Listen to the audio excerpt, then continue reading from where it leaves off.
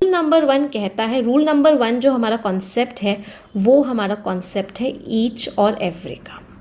इस ईच और एवरी के रूल नंबर 1 के अंदर टोटल 4 कॉन्सेप्ट्स हैं। तो एक एक करके उन चारों कॉन्सेप्ट्स को पढ़ते हैं कि कौन कौन से 4 कॉन्सेप्ट्स हैं ईच और एवरी के अंदर। सबसे पहले ईच और एवरी का अगर मैं मीनिंग की बात करती हूँ तो ईच और एवरी का मीनिंग क्या होता है, सभी में से एक एक को जब हम इंडिविजुअली लेते हैं। ईच क्या दिखाता है हमें, ईच हमें दिखाता है इंडिविजुअल सेंस। अगर मैं 10 लोगों का ग्रुप है उनमें से एक एक को इंडिविजुअली ले रही हूँ तो हम क्या यूज़ करते हैं, ईच। एवरी हमें शो करता है ग्रुप का सेंस। अगर मैं इन सबको एक साथ ले रही हूँ तो हम क्या यूज़ करते हैं, एवरी। मीनिंग में तो ये डिफरेंस था। अब यूसेज में क्या डिफरेंस है, कैसे हम अलग अलग ईच और एवरी को यूज़ करते हैं, तो ध्यान से समझिएगा। सबसे पहला कॉन्सेप्ट रूल नंबर 1 में, ईच को आप 2 लोगों के लिए भी यूज़ कर सकते हो, 2 से ज़्यादा लोगों के लिए भी यूज़ कर सकते हो। Each can be use for 2 people also and more than 2 people also. Each को 2 या 2 से ज़्यादा के लिए यूज़ कर सकते हैं, लेकिन एवरी को सिर्फ और सिर्फ 2 से ज़्यादा के लिए यूज़ करते हैं। एवरी को 2 से कम के लिए यूज़ नहीं करते हैं। ईच को आपने 2 और 2 से ज़्यादा के लिए किया, लेकिन एवरी जो होता है वो सिर्फ और सिर्फ 2 से ज़्यादा के लिए होता है। तो अगर मैंने आपके सामने एग्जाम में क्वेश्चन आया, वो क्वेश्चन था I have a book in every hand, क्या ये सेंटेंस सही होगा?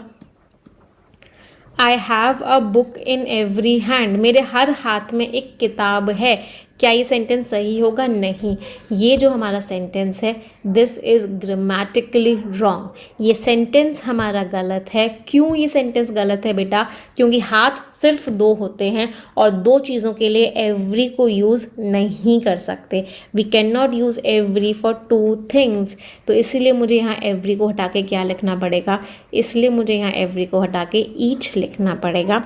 I have a book in each hand, मेरे हर हाथ में एक किताब है। क्या डिफरेंस नंबर 1 क्लियर है ईच एंड एवरी के बीच में? I hope yes. Difference number 1 अगर सभी को क्लियर है, एक बार नोट करते हुए चलना। आई वुड रिक्वेस्ट, जिन बच्चों के पास 120 रूल्स ऑफ ग्रामर की बुक है वो बच्चे नोट ना करें, लेकिन जिन बच्चों के पास बुक नहीं है आई वुड रिक्वेस्ट एवरीवन की नोट करते हुए ज़रूर चलिएगा। समझ आया सभी को? चलो, तो डिफरेंस नंबर 1 क्लियर हो गया। अब आते हैं डिफरेंस नंबर 2 पे। डिफरेंस नंबर 2 क्या है ईच एंड एवरी के बीच में? ईच जो शब्द होता है, ये जो ईच शब्द होता है बेटा, ये एक प्रोनाउन भी होता है और ये एक एडजेक्टिव भी होता है। पहले समझते हैं प्रोनाउन और एडजेक्टिव में क्या डिफरेंस होता है। प्रोनाउन का मतलब होता है ये नाउन की जगह यूज़ होगा, used in place of a noun. ये नाउन की जगह यूज़ होगा, जो नाउन की जगह यूज़ होता है उसको बोलते हैं प्रोनाउन। एडजेक्टिव होता है ये नाउन के बारे में बताएगा, it will tell about a noun. तो ये जो ईच शब्द होता है ये एक प्रोनाउन की तरह भी यूज़ होता है और ये एक एडजेक्टिव की तरह भी यूज़ होता है। फॉर एग्जाम्पल मैंने सॉरी एवरीवन, फॉर एग्जाम्पल मैंने लिखा each of my students are working very hard to fulfil their dreams. अपने सपनों को पूरा करने के लिए बहुत मेहनत कर रहे हैं। Each of my students are working, are लिखूँ इज लिखूँ, चलो अभी इस वाले कॉन्सेप्ट को भी हम पढ़ेंगे। Each of my students are working very hard, are नहीं आएगा इज आएगा, ये डिफरेंस नंबर 3 में हम पढ़ेंगे, अभी डिफरेंस नंबर 2 पढ़ रहे हैं हम। Each of my students is working very hard, हर एक बच्चा मेरा क्या कर रहा है, हर एक बच्चा मेरी बहुत मेहनत कर रहा है। ये सेंटेंस भी सही है। अगला, each student is working very hard, ये सेंटेंस भी सही है। इसका मतलब क्या हो गया? इसका मतलब हो गया कि ईच को आप प्रोनाउन की तरह भी यूज़ कर सकते हो और ईच को आप एडजेक्टिव की तरह भी यूज़ कर सकते हो। ईच यहाँ पे क्या है? फर्स्ट वाले सेंटेंस में ईच एक प्रोनाउन है। प्रोनाउन क्यों है? क्योंकि ये नाउन की जगह यूज्ड है। सेकेंड वाले सेंटेंस में ईच एडजेक्टिव है। एडजेक्टिव क्यों है बेटा? क्योंकि ये नाउन के बारे में बता रहा है। किसी शब्द के जस्ट बाद कोई नाउन आ रहा है और वो नाउन के बारे में बता रहा है तो वो एडजेक्टिव होता है। मतलब फर्स्ट सेंटेंस में ईच प्रोनाउन है और सेकेंड सेंटेंस में ईच एडजेक्टिव है। दोनों के दोनों सेंटेंसेस सही हैं क्योंकि जो ईच वर्ड होता है वो प्रोनाउन भी होता है और वो एडजेक्टिव भी होता है। क्या ये कॉन्सेप्ट क्लियर है सभी को? से येस और नो, मुझे बताते हुए चलो कि समझ में आ रहा है नहीं आ रहा है। मैं अपनी पूरी जी जान लगाने वाली हूँ इस बार 120 रूल्स ऑफ ग्रामर में। एक एक कॉन्सेप्ट की बहुत गहराई तक जाएंगे जो शायद पिछले वाले में नहीं जा पाए थे, पिछले वाले 120 रूल्स ऑफ ग्रामर में। क्या ये बात क्लियर है कि ईच एक प्रोनाउन भी होता है, ईच एक एडजेक्टिव भी होता है, लेकिन लेकिन लेकिन लेकिन लेकिन कौन सा शब्द है जो प्रोनाउन नहीं होता है? वो है हमारा एवरी। एवरी जो शब्द होता है ये सिर्फ और सिर्फ एक एडजेक्टिव होता है, ये प्रोनाउन नहीं होता है। It is not a pronoun. तो अगर कोई सेंटेंस कभी भी लिखा हुआ मिल जाए every of my students is very talented, तो ये सेंटेंस बिल्कुल गलत है। एवरी ऑफ माई स्टूडेंट्स नहीं हो सकता क्योंकि ये एक प्रोनाउन नहीं होता है।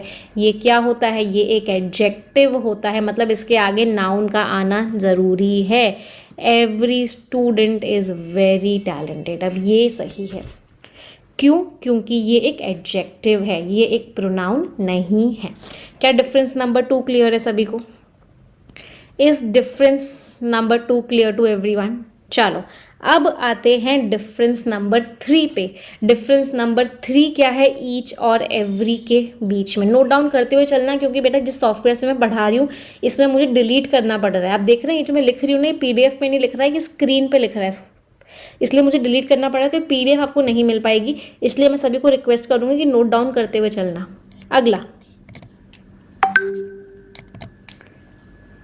अगला डिफरेंस, ईच और एवरी में एक बहुत बड़ा डिफरेंस होता है।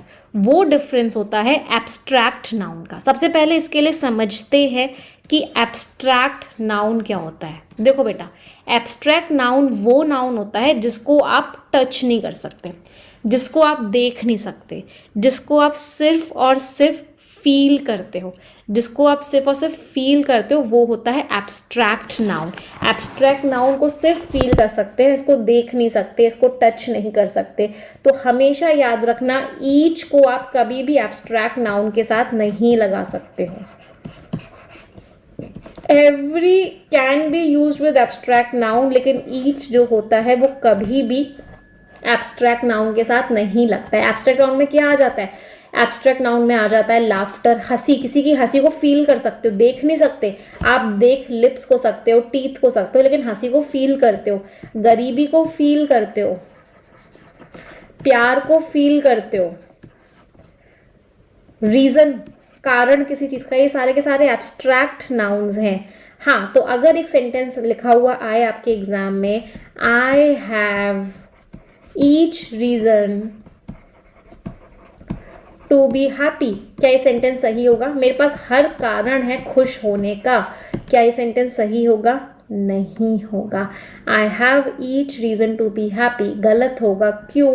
क्योंकि रीजन एक एब्स्ट्रैक्ट नाउन है, रीजन को टच नहीं कर सकते।